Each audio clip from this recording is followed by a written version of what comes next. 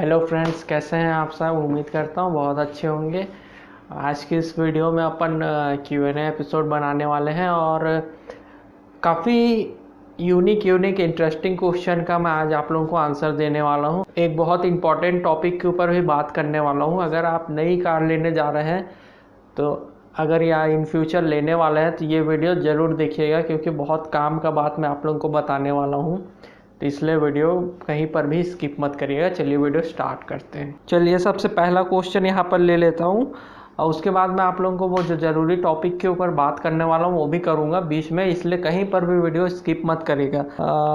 ये पूछ रहे हैं कि अलॉय व्हील कंपनी फिटेड है क्या मेरी गाड़ी का, जो ब्लैक कलर का है। तो मैं बताना चाहूँगा कि इसको मैं पेंट कराया था, सिल्वर कलर का आया था, ब्लैक कलर का मेरे को नहीं मिला था। ये कंपनी फिटेड अलॉय व्हील था, लेकिन उसको मैं अलग से पेंट कराया था, वो सिल्वर कलर का था।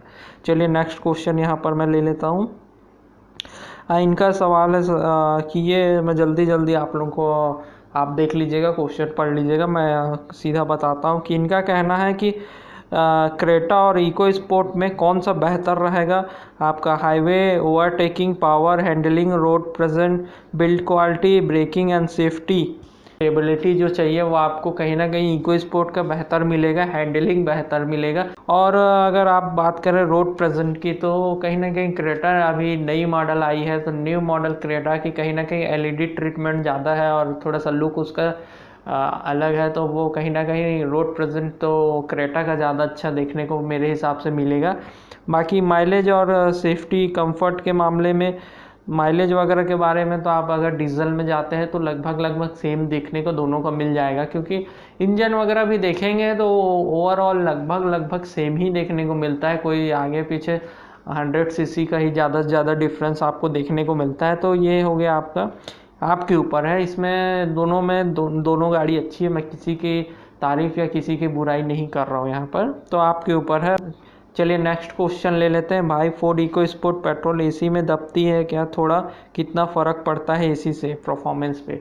तो मैं बताना चाहूँगा, मेरे को तो ऐसे बिल्कुल समझ नहीं आता कि दबती कि नहीं दबती। जैसा गाड़ी चल रही है बिल्कुल वैसा ही, एसी ऑन है या ऑफ है उससे कोई भी आपको एक पैसा का भी आपको फ़र्क देखने को नहीं मिलेगा। लगभग सेम ही चलती है, कोई आपको ऐसे दबने वाली बात नहीं मिलेगी।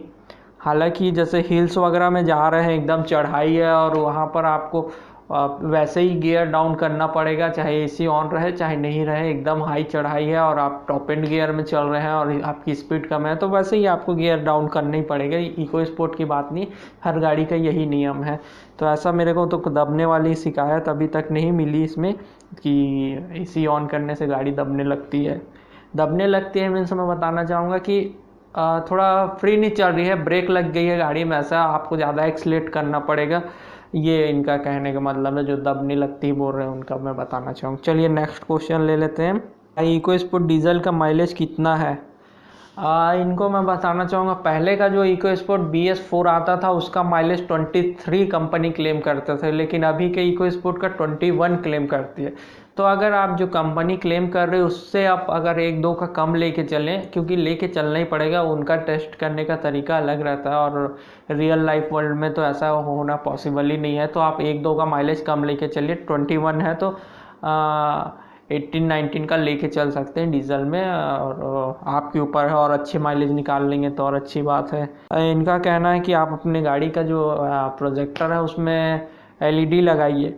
तो मैं आपको बताना चाहूँगा कि अगर ऐसा मैं कुछ करूँगा भी अपने गाड़ी के साथ तो मैं LED वगैरह में नहीं जाऊँगा। जो company fitted top end variant में आपका जो HID लाइट आता है S वेरिएंट में, कंपनी से जो आता है वही अगर मेरे को अपग्रेड करना होगा, वाइट लाइट ही मेरे को चाहिए रहेगा, तो मैं जो टॉप वेरिएंट में इको स्पोर्ट के आता है वही मैं कंपनी से आपका जाके वर्कशॉप से परचेस करूँगा, ना कि मैं आफ्टर मार्केट वाला लगाऊंगा। क्योंकि इनका मेरे को कोई, मैं बहुत एक्सपीरियंस करके देख चुका हूँ, कई लाइट का अच्छा रिस्पॉन्स रहता है, लेकिन पानी वगैरह में जैसे ख़राब होने का चांसेस भी बहुत रहते हैं। और प्रॉपर फिटिंग हुआ तब तो अच्छी बात है, और नहीं हुआ तो फिर वो आपका जो हेडलाइट का पूरा असेंबली यूनिट है पूरा बर्बाद हो जाता है, डस्ट वगैरह कीचड़ वगैरह चले जाता है उसमें। अगर मैं लगाऊंगा तो मैं तो कंपनी फिटेड ही लगाऊंगा, जो प्रॉपर ओरिजिनल फिटिंग में रहेगा।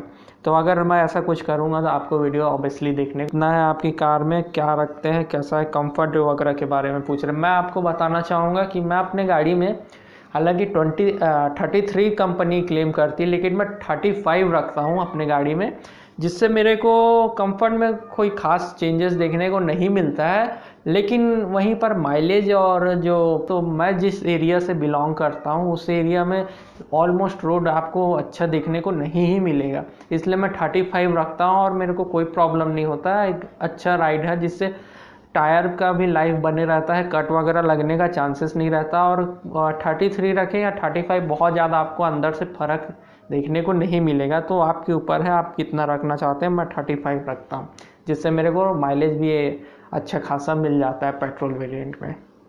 चलिए नेक्स्ट क्वेश्चन ले लेते हैं। भैया जी ये सीट कवर कितने के पड़ी और कहाँ से लगवाए?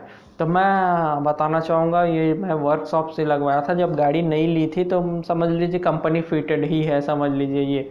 और ये लगभग मेरे को जहाँ तक याद आ रहा है कि ये 7 से 8 हज़ार के आसपास अप्रॉक्स पड़ी थी। थोड़ा बहुत ऊपर नीचे हो सकता है क्योंकि पहले की बात है, तो एग्जैक्ट मेरे को याद नहीं है। चलिए नेक्स्ट क्वेश्चन ले लेते हैं। अपने सीजी दिखाओ इको स्पोर्ट में। ज़रूर आपको अपना सीजी भी घुमाऊंगा। छत्तीसगढ़ की बात कर रहे हैं, जिस जगह से मैं बिलोंग करता हूँ। आपको हो सके तो पूरा छत्तीसगढ़ घुमाऊंगा धीरे धीरे करके। एक अच्छा व्लॉग बनाएंगे अपने गाड़ी में, तब अच्छे से फिर आप लोगों को पूरा टूर कराऊंगा छत्तीसगढ़ का। नेक्स्ट क्वेश्चन है, बैटरी कौन सा यूज़ होता है, कंपनी कौन सा रहता है? आप जनरली नई गाड़ी लेते हैं तो, और इको स्पोर्ट में कौन से बैटरी लग के आई है पूछ रहे हैं, कौन से कंपनी की?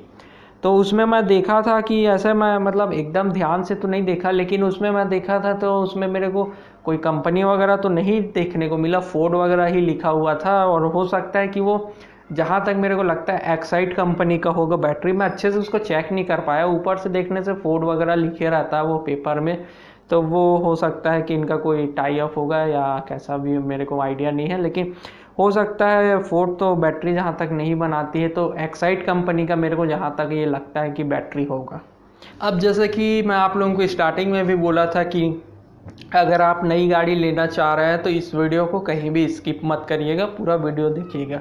अब मेन जो मैं आप लोगों को बताना चाह रहा था उस पर अपन आप आते हैं। तो जैसा कि मैं आप लोगों को बताना चाहूँगा, इको स्पोर्ट की बात कर रहा हूँ।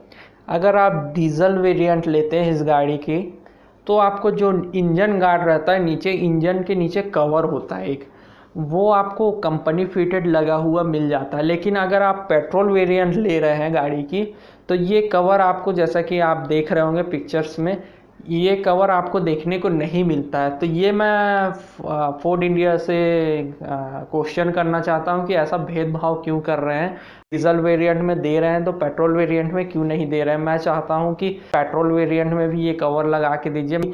एसेसरीज के तौर पे अलग से परचेस करना पड़ेगा, ऐसा कुछ बोलते हैं तो आप बिल्कुल उनसे लड़ सकते हैं कि ऐसा हो ही नहीं सकता, क्योंकि किसी के कार में लगा हुआ है, किसी के में नहीं लगा हुआ है। जैसे कि मेरे एक फ्रेंड है, उनके गाड़ी में लगा हुआ है डीजल वेरिएंट में, जैसा ये जो पिक्चर देख रहे हैं उन्होंने ही मुझे शेयर किया ये पिक्चर। और पेट्रोल वेरिएंट में मैं पता किया तो वो नहीं लगा रहता है। तो मैं चाहता हूँ कि आप अगर नई गाड़ी लेने जाते हैं तो आप एक बार उसके बारे में भी बात करिए, क्योंकि ये गाड़ी का, अगर आप स्टेपनी के बारे में बात करते हैं, उसके कवर के बारे में, वो तो हाईलाइट हो जाता है। नीचे में भी मैं आप लोगों को, जैसा कि पिक्चर आप देखने को मिल ही रहा होगा, ये कवर भी आपको गाड़ी में मिलना चाहिए और डीजल वेरिएंट में लगा रहता है। तो अगर आपके गाड़ी में कहीं भी ये अगर आपको नहीं देखने को मिलता है तो उनसे एकदम सही बात कर लीजिएगा, बाद में कुछ धोखा ना हो। तो उम्मीद करता हूँ फ्रेंड्स, ये सारे आपके क्वेश्चन का मैं आंसर अच्छे से दे पाया होंगे। बहुत ज़्यादा डाउट आप लोगों के क्लियर हो गए होंगे इको स्पोर्ट को लेकर। अगर आपके मन में कोई और डाउट है, कोई और सवाल है, तो बिल्कुल मेरे को कमेंट कर सकते हैं। रहता वीडियो कहीं भी काम का आपको लगा होगा तो लाइक करने में देर मत करिए। सुरक्षित रहिए, धन्यवाद।